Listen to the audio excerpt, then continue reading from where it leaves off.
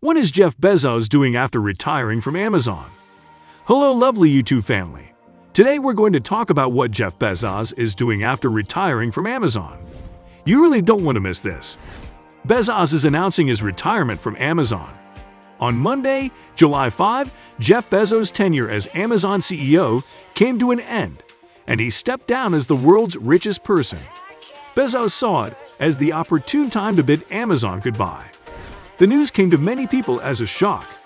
Bezos said he intended to spend more time on his other endeavors, including the Washington Post, space company, Blue Origin, and philanthropy, when the company announced in February that he would shift from CEO to executive chair.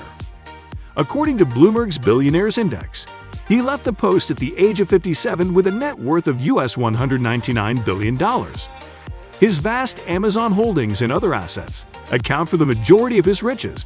Last year, Amazon paid in US $81,840 in salary and US $1.6 million in additional compensation. Instead of totally leaving the company, Bezos will serve as the company's executive chair, concentrating on new products and early initiatives. Bezos will be replaced by Andy Jassy, the CEO of Amazon Web Services. Bezos has built Amazon into a $1.7 trillion juggernaut that includes a ubiquitous delivery service, Whole Foods Market, Prime Video, Audible, and Twitch since launching the firm in 1994. While Bezos says he'll be involved in the firm to some extent, he'll be focusing on his other interests outside of it. According to the U.S. Census Bureau, his fortune is $739,489 times the typical net worth of an American at the age of 65, the average age at which persons in the United States retire. According to Federal Reserve data, the median net worth of Americans in that age group is US $266,400. The pandemic propelled sales stratospheric on his company's online marketplace, driving shares upward, increasing Bezos' riches even more over the past year. Over the course of 2020, his net worth increased by $7 to $5 billion. In a statement to Amazon employees, Bezos stated, "As exec chair, I will be active in vital Amazon initiatives, while also having the time and energy I need to focus on the Day One Fund, the Bezos Earth Fund, Blue Origin, the Washington Post, and my other hobbies. I have never had more energy in my life, and I'm not talking about retirement. I'm quite enthusiastic about the potential influence that these groups can have." Here are some of the other initiatives on which Bezos has stated that he will focus after stepping away. 1. Day One Funding. In 2018, Bezos established a $1 billion philanthropic fund with the goal of supporting nonprofits that fight homelessness and establishing a network of preschools in underserved areas. Amazon has provided tens of millions of dollars to dozens of charitable organizations, though, as Vox pointed out, the company has been helpful in the defeat of measures aimed at reducing homelessness. 2. The Bezos Earth Fund. The $10 billion environmental fund, which was established in February 2020, is dedicated to supporting scientists, activists, non-governmental organizations, and others. Bezos stated in November that the fund would provide $791 million to 16 organizations, including the World Wildlife Fund, Environmental Defense Fund, and Nature Conservancy. Bezos has a small team deciding how to disperse the monies, which includes his partner Lauren Sanchez and personnel from his personal office. 3. Blue Origin. Bezos established the private aerospace firm in 2000 and has invested billions of dollars in it. He claimed in a 2018 interview with Business Insider that Blue Origin is the most important work that I'm doing, and that he was liquidating $1 billion in Amazon stock each year to invest in the company. The solar system has plenty of room for 1 trillion people. And if there were 1 trillion humans, we'd have 1,000 Einsteins and 1,000 Mozarts, as well as unlimited resources and solar power for all practical purposes, he added at the time. Blue Origin plans to launch its first people into space in April. 4. The Washington Post. In 2013, Bezos paid $250 million to buy the iconic newspaper from Slate's parent company.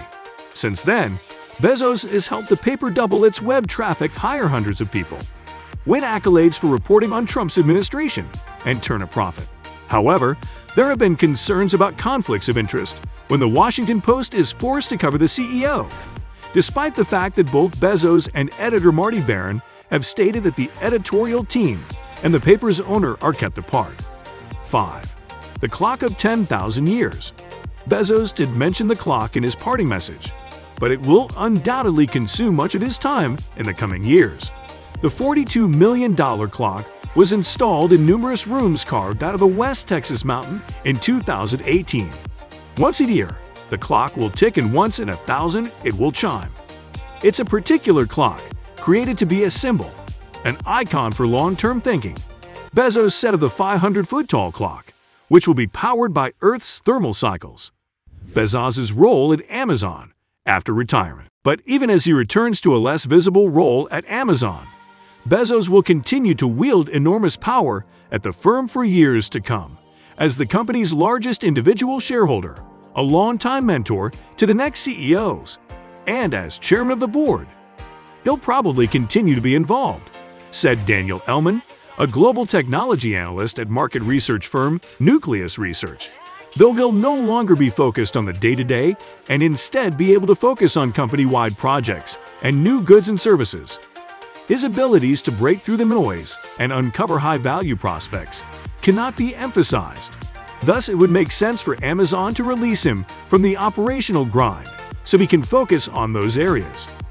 Without the world's richest man at the leadership, the corporation may be able to withstand some of the scrutiny. Stepping down could also let Bezos avoid some of the criticism leveled at him by lawmakers. I'm quite sure someone along the road saw the regulatory scrutiny and thought, "Here's another advantage of this timing," said James Bailey, a George Washington University professor of leadership development. Amazon has also recently come under fire for how it treats warehouse workers, something Bezos has promised to address as executive chairman. Bezos needs to stop being the lightning rod on the issue of Amazon's labor practices, according to William Klepper, a Columbia Business School management professor. Instead, he needs to innovate his way out of this. In many ways, Bezos' decision resembles that of other Silicon Valley pioneers, for whom relinquishing the CEO title meant stepping away from much of the harsh glare, but not all of the power. For example, Google's co-founders gave up their executive positions in 2019 due to increased regulatory scrutiny, but they remain on the board and own a unique type of stock that gives them voting influence as shareholders. Bezos doesn't have quite as much voting power as Jeff Bezos, but he is still Amazon's top shareholder by a huge margin. Bezos had 51.2 million shares of Amazon common stock, or over 10% as of last month, far more than the next largest stakeholder, Vanguard Group, which owns around 6.5%. According to Bailey, this means that if a shareholder campaign aims to make a big change at the company, Bezos' voting strength could offer him some impact in the decision. Bezos will almost certainly continue to have Jassie's ear as the new CEOs. Since the beginning of the company, the two have collaborated closely. According to Ann Hyatt, a former executive business partner of Bezos, Jassy spent time in the early 2000s in a position known as Bezos' shadow, a function comparable to a corporate chief of staff that was created to train talented young executives. Jassy went on to join Bezos' elite leadership group, the S-Team, for a long period. If there's a clear example for what Bezos' new role at Amazon might look like, it could be the other Seattle-based tech billionaire who formerly held the title of world's richest man. Microsoft was one of the world's most powerful organizations when Bill Gates stepped down as CEO in 2000, but it was also embroiled in a years-long antitrust dispute and on the verge of being split up by the U.S. government. At the time, Gates was regarded as a brutal monopolist, but his subsequent concentration on philanthropy helped him earn a new reputation as a global do-gooder, all while continuing to manage Microsoft for the next 2 decades, until last year. So what do you think about Bezos' decision? Was it the right time to leave Amazon? Is the company strong enough without him? Will the new CEO continue with Bezos' strong legacy? This brings us to the end of our video. I hope you enjoyed it. Hit like if you did, and don't forget to subscribe to our channel so that you don't miss any of our videos in the future. Also, watch the two videos that are on your screen because I'm sure you'll love them.